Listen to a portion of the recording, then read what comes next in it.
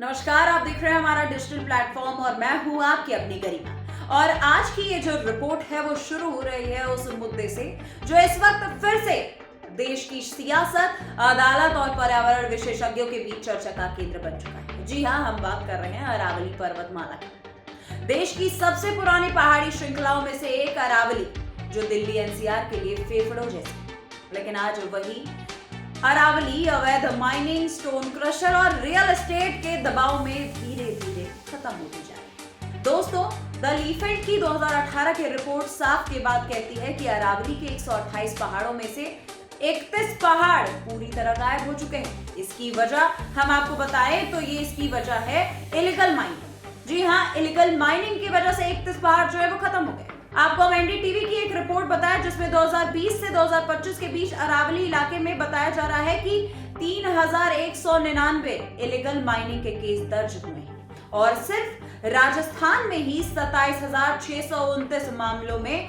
करीब 245 करोड़ रुपए का जुर्माना लगाया गया।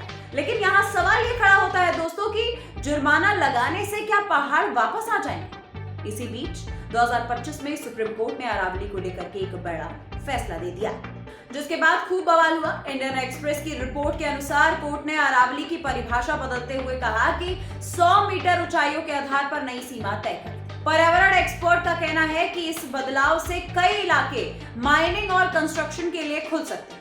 यही वजह है कि अरावली आज सिर्फ पर्यावरण नहीं बल्कि पॉलिसी और पॉलिटिक्स का भी बड़ा मुद्दा बन चुका है।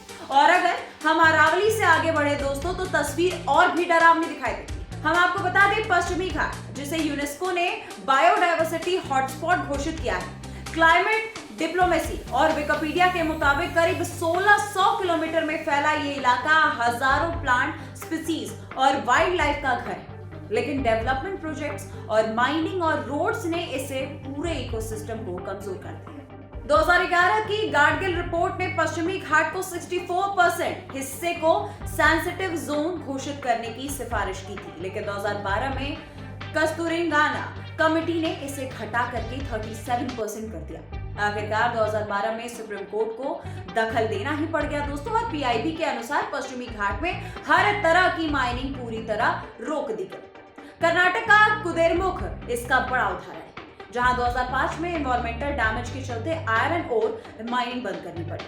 लेकिन इसके बावजूद भी इलीगल एक्टिविटीज जो है वो पूरी तरह नहीं रुकी, जिसका नतीजा जो है वो अब हमें साफ दिख रहा है। इसका नतीजा हम आपको कुछ गिना भी देते हैं, जिसमें सॉइल इरोजन, जंगलों का नुकसान होना, पानी के नेचुरल सोर्सेज का खत्म होना, सब कुछ आता है। शहरों की तरफ भी आते हैं दोस्तों, तो शहरों की तरफ की जो तस्वीर है वो और गंभीर है। जी हाँ, दिल्ली आज दुनिया की सबसे पॉल्यूटेड कैपिटल में गिनी जाती है। नेचर जनरल के मुताबिक दिल्ली का एनुअल पीएम 2.5 लेवल 121 माइक्रो पर क्यूबिक मीटर, जो WHO के सेफ लिमिट से करीब 24 गुना ज्यादा है। एक्सपर्ट की माने तो एयर पॉल्यूशन हर साल दिल्ली में करीब 10,000 प्रीमैच्योर डेथ की वजह बन रहा है, जिसमें vehicles, coal based power, construction dust और पराली बर्निंग, ये सब कुछ मिलकर के हवा को जहरीला बना रहे हैं।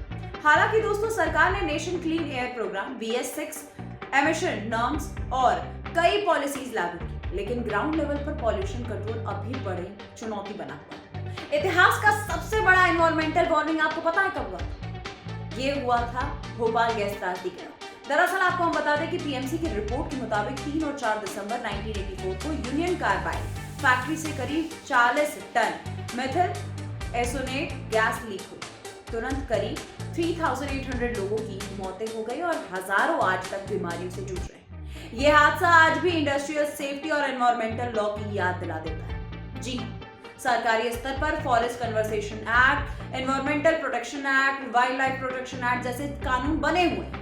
सुप्रीम कोर्ट और एनजीटी ने कई मामलों में सख्त रुख अपना लिया है, चाहे वो MC मेहता केस हो या फिर अरावली और पश्चिम घाटी से जुड़ा हुआ। नमामि गंगे को 2022 में यूनाइटेड नेशन ने दुनिया के टॉप 10 इकोसिस्टम रिस्टोरेशन प्रोजेक्ट में शामिल किया और 2025 में पीआईबी के अनुसार अरावली ग्रीन वॉल जैसे प्रोजेक्ट पर भी काम शुरू हुआ है। लेकिन इसमें बड़ा सवाल आज भी यही है दोस्तों कि क्या लॉस कागजों से बाहर निकल पाएंगे, और क्या डेवलपमेंट और एनवायरमेंट के बीच बैलेंस बन पाएगा, और क्या आने वाली पीढ़ियों के लिए हम हवा, पानी और जंगल बचा पाएंगे?